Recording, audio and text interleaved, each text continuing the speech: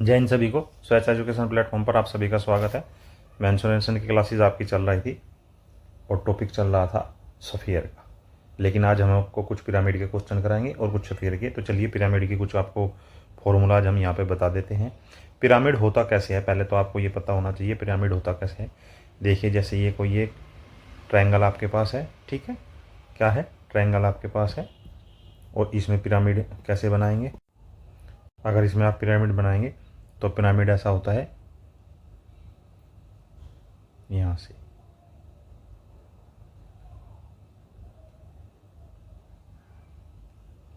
अर्थात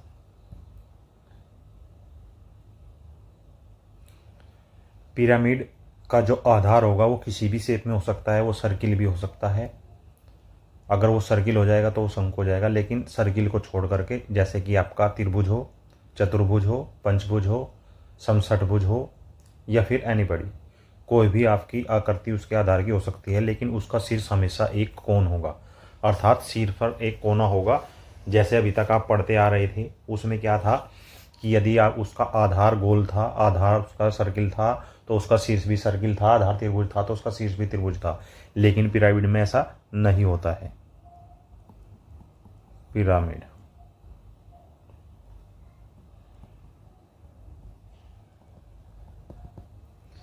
अब इसका आता है वॉल्यूम। वॉल्यूम कैसे निकालेगा? वॉल्यूम का आपको हमने सभी जो बताए थे, 1/3 area of base into height, CSA curved surface area, अर्थात वक्र पृष्ठ जिसको आप बोलते हैं, 1/2 perimeter of base into slant height. Slant height जिसको अभी तक आप L बोलते थे। TSA क्या होता है? टोटल सरफेस एरिया क्या होता है? CSA plus area of base. अब देखिए, अभी तक हम यहाँ CSA plus 2 area of base लेते थे, क्योंकि इसकी जो शीर्ष होता है, शीर्ष जो होता है वो कोना होता है। आई बात समझ में? शीर्ष कोना होने की वजह से आप इसमें शीर्ष का एरिया नहीं लेंगे। आई बात समझ में? अब जैसे माना किसी पिरामिड का आधार समचतुष्फलक है, समचतुष्फलक है, समचतुष्फलक टेट्राहेड्रन, समचतुष्फलक, और इसको क्या बोलते हो आप? टेट्राहेड्रन। आई बात समझ में? अब जैसे टेट्राहेड्रन है तो फिर क्या होगा, ये समचतुष्फलक में टेट्राहेड्रन है, तो अब इसका आधार एक समबाहु त्रिभुज होता है, जिसमें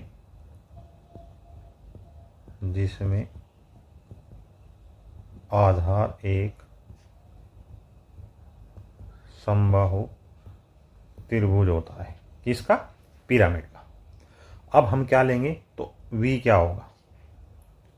V बराबर 1/3, 1/3 तो है ना, यहाँ area of base. Area of base क्या होगा? समबाहु त्रिभुज का एरिया क्या होता है? √3/4 इंटू A², और उसके बाद हाइट h। अब जहाँ पर h बराबर रूट में 2/3 इंटू A, अर्थात भुजा के 2/3 के रूट के बराबर होती है। ये क्या है आपका? ये है आपका वॉल्यूम, और ये है आपकी h। अब जब h ये है तो V बराबर क्या हो जाएगा? √2/12 इंटू A का घन। अब आपका वॉल्यूम ये हो जाएगा। जहाँ h ये है, h का मान जब हम A के पदों में रखेंगे तो यहाँ h की जगह A आ जाएगा, और √2/√3, √3 से √3 कर जाएगा, 4×3=12, ऊपर √2/12 इंटू A का क्यूब। ये आ गया आपका वॉल्यूम। और CS से क्या होगा? 3√3/4 इंटू A² ये आपका सी एस से, और टी एस से क्या होगा, टी एस से होगा आपका √3 इंटू ए स्क्वायर, जहाँ सलेंट हाइट क्या होती है, जिसको हम एल से डिनोट करते हैं, एल बराबर √3/2 इंटू ए, ये इसमें सलेंट हाइट होती है। तो ये जो फॉर्मूले अभी हमने आपको बताए हैं, यही फॉर्मूले आपके आने वाले प्रश्नों में प्रयोग में आएंगे। ध्यान से देखिएगा, यदि फॉर्मूले समझ नहीं आए हों तो एक बार और फॉर्मूले का आप देख सकते हैं। चलिए अब क्वेश्चन पर चलते हैं। किसी समचतुष्फलक की प्रत्येक भुजा 12 सेंटीमीटर है तो उसका आयतन घन सेंटीमीटर में क्या होगा। ए बराबर 12 सेंटीमीटर, तो volume 1/3 area of base into height, ये होना चाहिए। लेकिन चूंकि इसमें केवल ये दी गई है, हाइट हम निकाल लेंगे। तो जब h का मान हम इसमें रख देंगे तब क्या था, v बराबर √2/12 इंटू ए की 3, वॉल्यूम का फॉर्मूला यही तो था।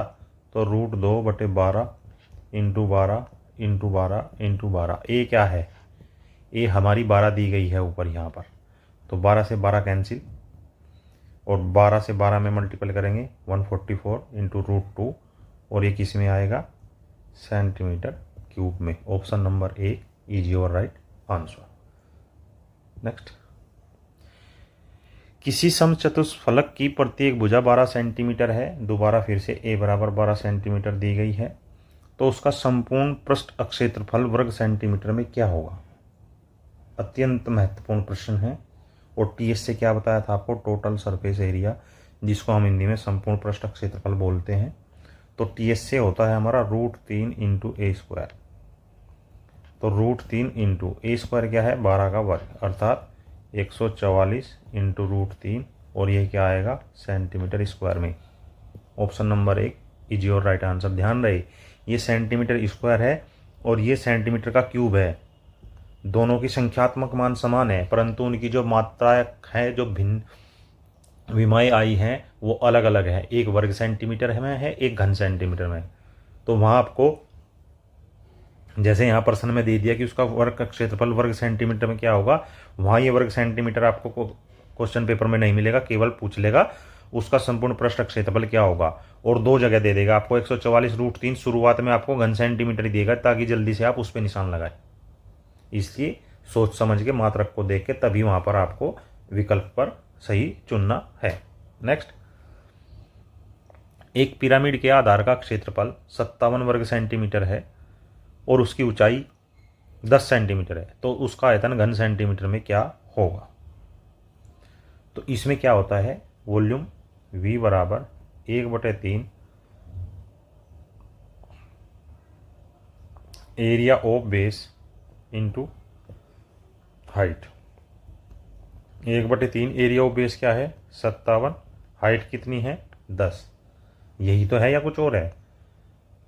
19 थी 57, 190, और ये किस में आएगा, आयतन आएगा घन सेंटीमीटर में। Option number 4 is your right answer. अच्छे प्रश्न हैं, करते रहोगे तो फायदे में रहोगे, नहीं तो नुकसान उठाना पड़ेगा आपको। कहाँ पर, एग्जाम हॉल में, जब आप सोचोगे काश ये क्लास और कर ली होती। इसलिए रेगुलर क्लास कीजिए, रेगुलर देखिए, हर एक नए दिन आपके लिए अच्छे प्रश्न आते हैं अलग अलग तरह के। नेक्स्ट, किसी पिरामिड का आधार 40 सेंटीमीटर भुजा वाला एक वर्ग है, अर्थात ए बराबर 40 सेंटीमीटर। यदि उस पिरामिड का आयतन 800 घन सेंटीमीटर हो तो पिरामिड की ऊंचाई सेंटीमीटर में क्या होगी। हमारे पास क्या है, हमारे पास वर्ग है, ये क्या है, आधार क्या है, आधार एक वर्ग है। तो v बराबर 1/3 area of base into height. इसने केवल आधार की एक भुजा दी है और आयतन दिया है, आयतन कितना, 800 बराबर 1/3 एरिया ऑफ बेस क्या दिया गया है, 40 सेंटीमीटर भुजा वाला एक वर्ग है। तो वर्ग का एरिया कितना होता है, 40 गुना 40। हमें निकालने क्या है, हाइट, हाइट दी नहीं है, 2 0 2 0 1 0 2 0, 4 दूनी 8 और 2 दूनी 4, तो h बराबर ये 3 ऊपर जाएगा और 2 नीचे जाएगा, ऐसा ही कुछ है, बराबर 1.5। और ये किस में है? सेंटीमीटर में। ऐसा है कहीं? अच्छा 15, ये शायद टाइपर से मिस्टेक हो गई है, इसमें आप बीच में पॉइंट यहाँ लगा सकते हैं। यही आपका आंसर होगा, option number 4 is your right answer. उस पिरामिड की जो ऊंचाई होगी सेंटीमीटर में वो होगी 1.5 सेंटीमीटर। नेक्स्ट क्या है प्रश्न? 2 गोलों के वृत्तपृष्ठ के क्षेत्रफलों का अनुपात 4:25 है, तो उनके आयतनों का अनुपात क्या होगा? क्या दिया है? CSA1 CSA2 बराबर 4/25। और CSA1 और CSA2 क्या होता है? आपको बहुत सारे प्रश्न करवा दिए गए हैं, अतः आप सीधे आपको इस बात पे आ जाना चाहिए कि जो कांस्टेंट वैल्यू होती है, जैसे पाई है या किसी भी फॉर्मूले में 2 है या 1/3 है या 4/3 है, वो सब कट जाता है। तो हम केवल जो चलायमान वैल्यू होती है, जो चालक होते हैं, जो आपका जैसे कि 3 है 5 है, ये कांस्टेंट वैल्यू है, लेकिन R है, H है, L है, इनकी वैल्यू बदलती रहती है। ठीक है, तो यहाँ पर ये क्या होगी? स्क्वायर में, तो फिर R1/R2 दोनों तरफ का वर्गमूल ले देंगे तो ये हो जाएगी 2/5। अब जब हम इनका अनुपात निकालेंगे, किसका? आयतनों का अनुपात, V1/V2। यहाँ पर भी कांस्टेंट वैल्यू एक दूसरे से कट जाएगी, तो V1/V2 सीधा होगा R1 का घन और R2 का घन। R1 क्या है? 2 का घन बटे 5 का घन, 2 का घन 8, 5 का घन 125। तो V1/V2 is equal to 8:125। It is clear? Option number 2 is your right answer. एक बार और समझिए, जो कांस्टेंट वैल्यू होती है वो ऐसे प्रश्नों में, खासकर जो रेशियो के क्वेश्चन होते हैं, कांस्टेंट वैल्यू को हम लेते ही नहीं, लेते हैं तो उनको एक मानकर चलते हैं। आई बात समझ में? जो चर, जिसको आप हिंदी, शुद्ध हिंदी में यदि आपको बताया जाए, चर और अचर। चर क्या होते हैं? जो अपना मान बदलते हैं, जैसे x है, y है, r है, z है, ये चर होते हैं। हर क्वेश्चन में इनकी वैल्यू अलग होती है। लेकिन जैसे पाई है, 4 है, √3 है या √2 है, 1 है, ये क्या है? ये अचर है, ये अपनी वैल्यू नहीं बदलते हैं। आई बात समझ में? इसलिए ये ध्यान रखें कि किस क्वेश्चन में हमने क्या लेना है। यहाँ पर वॉल्यूम जो निकालेंगे वो सीधा सीधा उसकी त्रिज्या के घन के अनुपात के अनुसार होगा, और जो उसका वृत्तपृष्ठ क्षेत्रफल निकालेगा उस त्रिज्या के स्क्वायर के अनुसार होगा। अगले प्रश्न पर चलते हैं। 3 सेंटीमीटर त्रिज्या की 10 एक समान गोलाकार गेंदों को पिघलाकर एक गोला बनाया जाता है। इस प्रक्रिया में 20% ठोस बर्बाद हो जाता है। बड़े गोले की त्रिज्या सेंटीमीटर में क्या होगी? 20%। 20% मतलब 1/5। 20% का प्रतिशत को आपको भिन्न में बदलना हमने बताया था, और भिन्न को परसेंटेज में चेंज करना भी आपको बताया गया है। तो जो आपकी भिन्न है, अगर उसको परसेंटेज में चेंज करेंगे तो 100 से गुना करेंगे, और यदि परसेंटेज को भिन्न में चेंज करेंगे तो 100 से भाग देंगे। अब ये खर्च हो गया, तो शेष कितना बचा? 5 में से 1 खर्च हो गया, शेष बच गया 4/5, अर्थात 5 में से 4 शेष बच गया। आई बात आपकी समझ में? अब क्या करना है आपको? अब देखिए इसमें क्या कह रहा है कि में 10 एक समान गोली है और उससे एक बड़ा गोला, तो बड़े गोले का आयतन, बड़े गोले का आयतन बराबर 4/5 इंटू 10 गोलाकार गेंद का आयतन, 10 गोलाकार गेंदों का आयतन। बड़े गोले का क्या आयतन होगा? 4/3 पाई r का घन बराबर 4/3 गुणा 10। ये तो कांस्टेंट है। अब गोलाकार गेंद, एक गोल गेंद का क्या होगा? 4/3 पाई गुणा त्रिज्या कितनी है? 3 सेंटीमीटर, तो 3 का घन। 4/3 से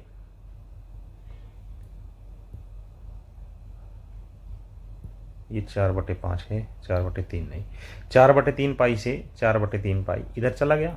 अब बचा क्या हमारे पास? 5, 5 दूनी 10। अब r क्या आया? यहाँ पर 4 और 2, 4 दूनी 8 गुणा 3 का घन, ऐसे ही रखो, और ये था r का घन। अब हमें दोनों तरफ का जब हम घनमूल लेंगे तो r बराबर घनमूल 8 गुना 27 अर्थात 2 गुना 3 बराबर 6 centimetre. Option number 3 is your right answer. एक बार और देखेंगे, महत्वपूर्ण प्रश्न है, ऐसे प्रश्न आ जाते हैं। 20% का मतलब है 1/5 अर्थात जो 10 गेंदों का जो वॉल्यूम था उनमें से 1/5 बर्बाद हो गया, तो जो नया गोला बना वो केवल 4/5 का बना। तो यदि हम 10 गोलाकार गेंदों के आयतन को 4/5 से गुना कर दे तो हमारे पास जो नया बड़ा गोला बना है उसका आयतन आएगा। और यदि आपके पास आयतन है तो आप उसकी त्रिज्या आसानी से निकाल सकते हैं फॉर्मूले में रखकर। वही हमने यहां पर किया है, आर का मान निकाला है। नेक्स्ट, धातु के 3 ठोस गोले जिनके व्यास क्रम से 6 सेंटीमीटर, 8 सेंटीमीटर, 10 सेंटीमीटर को पिघलाकर एक नए ठोस गोले के रूप में डाला गया है। नए गोले का व्यास सेंटीमीटर में क्या होगा? तो पहले आपको नए गोले की त्रिज्या निकालनी पड़ेगी, फिर नए गोले का आप क्या निकालोगे, फिर नए गोले का व्यास निकालोगे। अब यदि सीधा करें या कुछ थोड़ा बहुत आपको शुरू से लेके चले, डायरेक्ट करेंगे तो 2 लाइन का क्वेश्चन है, लेकिन थोड़ा सा फिर भी बता देते हैं। बड़े गोले का आयतन क्या होगा? 4/3 पाई आर का घन। 3 छोटे गोले हैं तो 4/3 पाई R1 का घन जमा 4/3 पाई R2 का घन जमा 4/3 पाई R3 का घन। तो आप देख रहे होंगे इसमें से ये 4/3 सब में से कॉमन लेंगे तो क्या बच जाएगा? बड़े आर का घन बराबर R1 का घन, R2 का घन, R3 का घन, यही तो बचा। और ये क्या है? 6 का घन जमा 8 का घन। कैसे होगा? नहीं होगा। बस इसीलिए मैंने आपको ये क्वेश्चन यहाँ पर कराया, इसीलिए लिया है क्योंकि गलती आप करोगे। क्योंकि 6 सेंटीमीटर क्या है? उसका व्यास है और त्रिज्या व्यास की आधी होती है, अर्थात 3 का घन जमा 8 का आधा 4 का घन जमा 10 का आधा 5 का घन। आई कुछ बात समझ में? चलिए, तो आर का घन बराबर 27, 64, 125 कितना आएगा? 27, 25, 52 और 64, 216। तो आर बराबर घनमूल 216, और 216 क्या होता है? 6 का, और ये आया सेंटीमीटर में। Option number 3 is your right answer. प्रश्न को देखते रहो, करते रहो, कॉपी पेंसिल साथ लेकर के बैठा करो, मेरे साथ साथ करके क्वेश्चन को देखा करो। यदि कोई क्वेश्चन नहीं समझ में आता है तो उसको कमेंट किया करो, सर ये क्वेश्चन समझ में नहीं आया, नेक्स्ट क्लास जब आप लोगे तो इस क्वेश्चन को कृपया करके एक बार और बता दीजिए। अगर ऐसा भी नहीं लिख सकते तो रिमाइंड क्लास अगेन, आप कुछ भी लिख सकते हैं, कमेंट्स तो कीजिए, बताइए तो सही आपको समझ आ भी रहा है या नहीं आ रहा है। नेक्स्ट,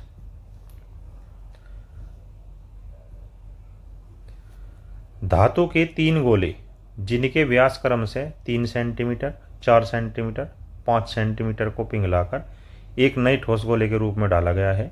नए गोले की त्रिज्या सेंटीमीटर में क्या होगी? अब की बार इसने सीधी त्रिज्या है, पहले में हमने क्या कर दिया, ये तो 6 सेंटीमीटर आई, लेकिन उसने क्या पूछा है? व्यास पूछा है। अच्छा भाई, ये तो गलत हो जाएगा, ये तो त्रिज्या आई है, हमारे से व्यास पूछा है।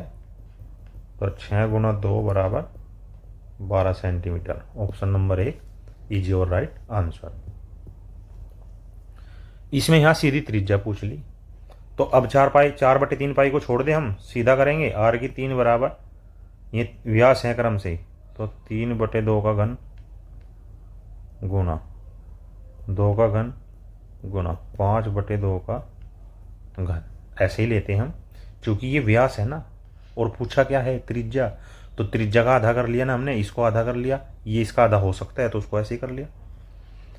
27/8 गुना 8 गुना 125/8, 8 से 8 कैंसिल, क्या हुआ? 8 से 8 कैंसिल हो गया।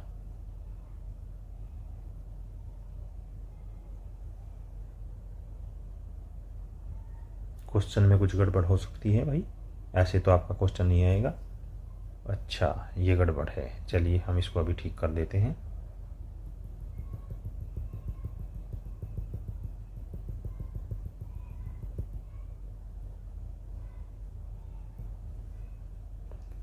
ये यहाँ पर आपकी त्रिज्या ही लिखी जाएगी, व्यास नहीं है, जिनकी त्रिज्या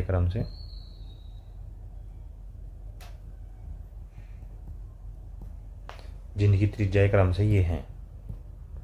तो 3 का वर्ग या घन, 3 का घन गुणा 4 का घन गुणा 5 का घन 27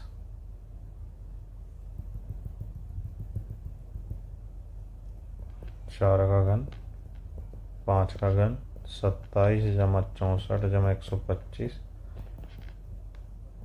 216 का घनमूल बराबर 6 centimetre. Option number 3 is your right answer. Question में यहाँ व्यास छपा था, इसलिए क्वेश्चन को नहीं कर पा रहे थे, अब ठीक हो गया, अब कर लेंगे। नेक्स्ट, धातु के 3 ठोस गोले जिनके व्यास क्रम से 1 सेंटीमीटर 6 सेंटीमीटर 8 सेंटीमीटर को पिघलाकर एक नए ठोस गोले के रूप में डाला गया है, नए गोले की त्रिज्या क्या होगी। इसमें भी कुछ गड़बड़ है, और गड़बड़ यही है कि इसमें यहाँ पर ये व्यास नहीं है, यहाँ पर ये त्रिज्या ही है। टाइपिंग मिस्टेक है, ऐसा हो जाता है, ह्यूमन एरर है, आपके साथ भी कभी ऐसा हो जाएगा। ये त्रिज्या है, ठीक है।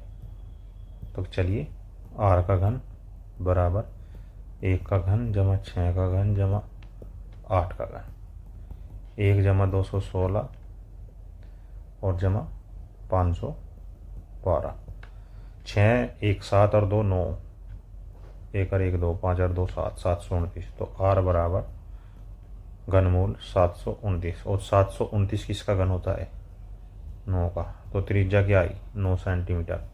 Option 2 is your right answer. ऐसे ही और बहुत से प्रश्न आपको हम करवाएंगे। क्लास में आप रेगुलर बने रहिए, क्लास में रेगुलर बने रहोगे तो आपको अच्छे से अच्छे प्रश्न मिलते रहेंगे। चलिए अगले प्रश्न पे क्या है। रूट 1112 मीटर विकर्ण वाले वर्ग पर स्थित एक पिरामिड की ऊंचाई 6 मीटर है, तो पिरामिड का आयतन घन मीटर में क्या होगा। देखिए, यदि आप यहाँ पर कोई वर्ग बनाएंगे, आपने ये वर्ग बनाया, तो इसका जो शीर्ष होगा वो ऐसे होगा।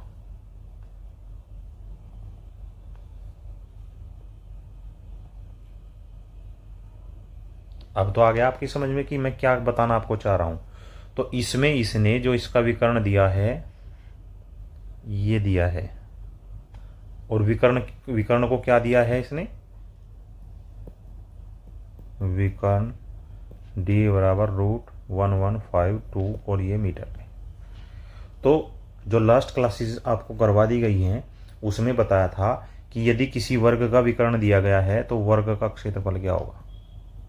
वर्ग का क्षेत्रफल a बराबर d²/2, यही तो होता है, जहां d बराबर वर्ग का विकर्ण।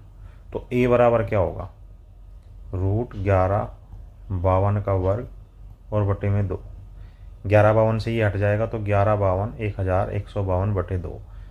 ये इसका क्या आ गया, ये इसका क्षेत्रफल आ गया, और किस में आया, मीटर स्क्वायर में। आई बात समझ में। अब हमें पिरामिड का आयतन लेना है जिसकी ऊंचाई h बराबर 6 है, h बराबर 6 मीटर। तो वॉल्यूम क्या होगा, 1/3 area of base into height. तो 1/3 एरिया ऑफ बेस क्या है, 1152/2, और हाइट कितनी है, हाइट कितनी है 6 मीटर, 3 दूनी 6, क्या बच गया 1152, और ये क्या आया मीटर क्यूब में, क्योंकि आयतन किस में आता है, घन मीटर में। Option number 2 is your right answer. यहाँ ध्यान देने योग्य बात क्या है कि आप ये देखिए, इसका एरिया, इसका जो एरिया है a बराबर, उसका भी लगभग 1152 ऐसे ही लिखा हुआ है, लेकिन उसमें बटे में 2 है, और जो उसकी विमा है वो मीटर स्क्वायर में है। जो वॉल्यूम आया है, जो आयतन आया है, वो भी 1152 के पदों में आया है, लेकिन इसकी जो विमा है वो क्या है, वो मीटर घन में है, अर्थात घन इकाई में इसकी विमा है। इन चीज़ों को वहाँ पर आपको विशेष प्रकार से ध्यान में रखना है। This was today's maths class. I hope this class will very help to preparation your examination. Video को लाइक करें, शेयर करें और चैनल को सब्सक्राइब करें। मिलते हैं नेक्स्ट क्लास में, तब तक के लिए जय हिंद और जय भारत।